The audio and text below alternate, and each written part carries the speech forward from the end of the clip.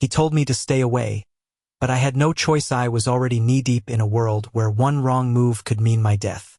Somehow, in the midst of threats, guns, and whispered deals in shadowy corners, I found myself laughing at his jokes and my own fear. The city skyline stretched across the horizon, the streets below buzzing with neon lights and careless lives. I parked my beat-up sedan near an alley where I was supposed to meet Luca Romano, the Mafia boss my brother owed money to. The irony wasn't lost on me. I had spent my entire life dodging trouble, and now here I was, sent by family duty straight into its mouth. Luca had a reputation for cruelty, but everyone whispered about his charm too. And as I approached, I could see why. Luca leaned against a sleek black car, tall, broad-shouldered, and impossibly relaxed for someone whose enemies would kill him without hesitation. His dark eyes caught mine and a smirk curled on his lips. The kind of smirk that made your stomach twist and your thoughts betray you. I could feel my heart hammering, not from fear this time, but something else entirely. "You're late," he said, his voice smooth, commanding yet teasing. "I got stuck in traffic," I lied, instantly hating how unconvincing I sounded. He chuckled, a sound that seemed to echo against the walls of the alley. "Lucky for you, I like honesty more than excuses. But I enjoy a good lie now and then," he said, pushing off the car to approach me. Every step he took seemed to compress the air around me, and I realized just how dangerous and magnetish was. I had spent my life avoiding men like him, but now, the closer he got, the less I wanted to leave. "I'm here about my brother's debt," I said, trying to sound firm, though my voice quivered slightly. He raised a brow. "Straight to business, I see. I like that." His smile softened, and for a moment he seemed less like a mafia boss and more like someone who might actually care about me. The first few weeks were chaos. I found myself navigating the violent, unpredictable world Luca dominated, constantly fearing for my life, yet also drawn to him like a moth to fire. Every time we met, every time he touched my arm to guide me through a tense meeting, my chest would tighten. The city felt alive with danger, yet in his presence, it also felt absurdly intimate, as if the rest of the world had faded into background noise. One night, after a particularly tense deal with rival gangs, Luca and I ended up on the roof of his penthouse, overlooking the glittering city below. He poured 2 glasses of scotch, handed me one, and leaned on the railing. "Do you ever wonder if people like us are just doomed?" I asked, my voice low, almost drowned out by the distant hum of traffic. "Doomed?" He laughed, but it was quiet, almost thoughtful. "Maybe, but some of us get lucky. Some of us get to find moments worth living for." He didn't say more, but I felt the weight of the words press against my chest. The closeness, the quiet night, the city's pulse beneath it was intoxicating. I wanted to reach out, but my pride and fear kept me rooted. Then there was the day I realized I had begun to care for him, not just his protection, not just the thrill of danger, but him. All of him. His rare smiles, the way he commanded respect, the slight vulnerability he showed only in private. I hated myself for it initially. He was untouchable, untamable, a world away from the ordinary life I knew. Yet the thought of him lingered in my mind like a secret I couldn't keep. And he noticed. One evening, as we went over payment schedules and plans, he placed a hand on my shoulder, just briefly, yet enough to make me tremble. His eyes locked onto mine, and in them, I saw a flicker of something that wasn't power, wasn't control, but something softer, something meant only for me. "You've changed," he said quietly, almost conspiratorially. "You don't belong in this life, and yet here you are, still standing." I swallowed hard, realizing how close I had come to losing myself in fear, only to find I was losing myself in him instead. Every meeting, every tense negotiation, every late-night rooftop conversation built a fragile bridge between us. Danger and desire intertwined, each step closer to the other threatening to undo us, yet also binding us together in ways I had never imagined. And somewhere amidst the chaos, the threats, and the impossible odds, a truth became undeniable.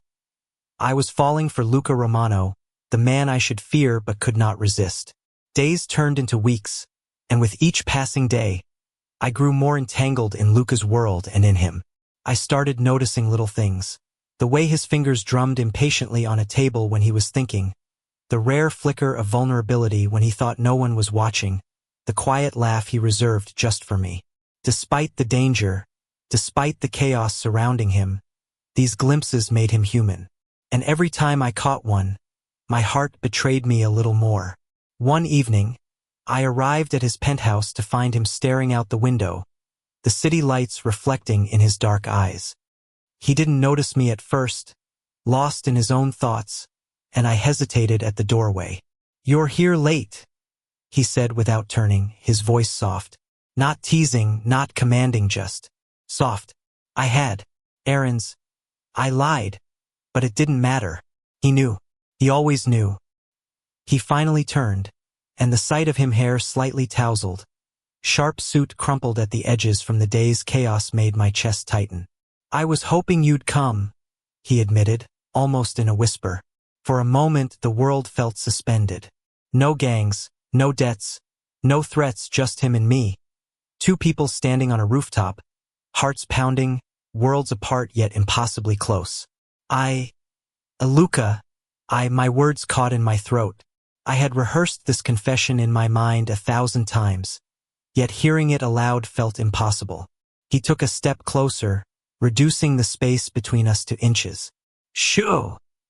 he murmured, tilting his head slightly, his breath brushing my cheek.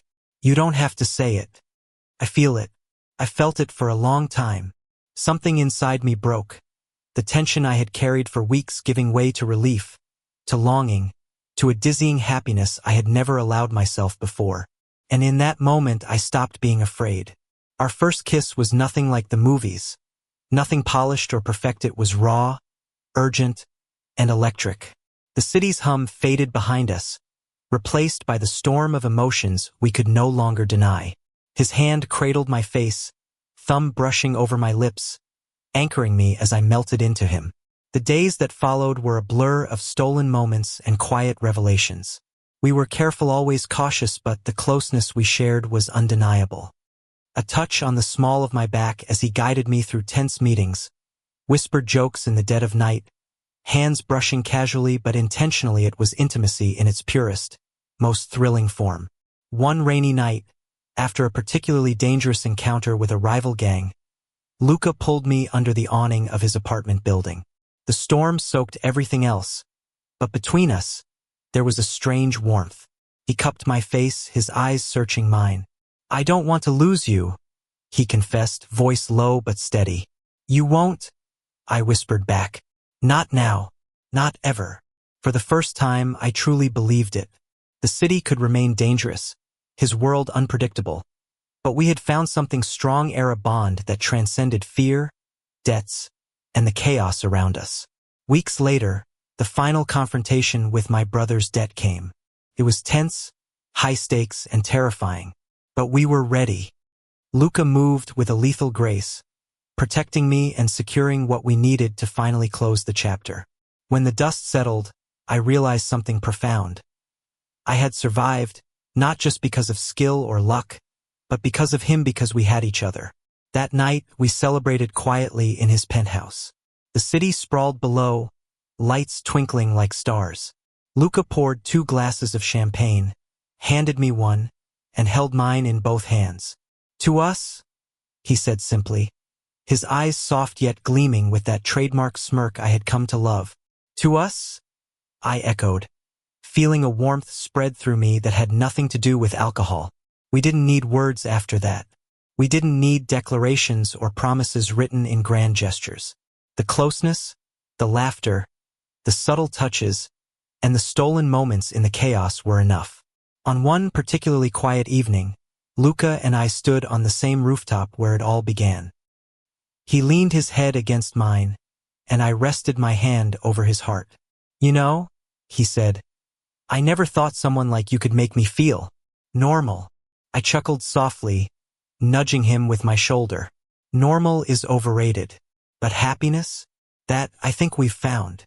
He smiled, just for me, the kind of smile that made the entire city feel irrelevant. I realized that love in the most unlikely places, the dangerous, messy, chaotic places, was the most powerful kind. We didn't need perfection. We had understanding, trust, and the raw electric connection that had blossomed amidst danger. As the night deepened, Luca wrapped his arms around me, pulling me close. The wind tousled our hair, the city lights casting a golden glow around us, and I felt a calm I had never known before. The chaos of the world still existed below, but up here, above it all, we had found our own quiet. "I love you," I whispered, finally saying the words aloud, though I had felt them from the moment I met him. "I love you too," he replied, pressing a kiss to my forehead. "And nothing will ever change that." In that moment, I realized that the debt I had come to pay had brought me far more than freedom. It had brought me Luca, the man who had once seemed untouchable, untamable, and now, in a world full of uncertainty, he was mine. We stood there for a long time, holding each other, letting the city stretch beneath us, realizing that while life could be cruel, it could also be incredibly kind. And as the first rays of dawn broke across the skyline, I knew that whatever challenges awaited, we would face them together, two hearts intertwined, stronger than fear, stronger than danger, stronger than anything else the world could throw at us. The storm had passed. We had survived. And we had found love in the most unexpected, impossible place. Thank you for listening. Don't forget to like and subscribe to stay updated with the latest videos.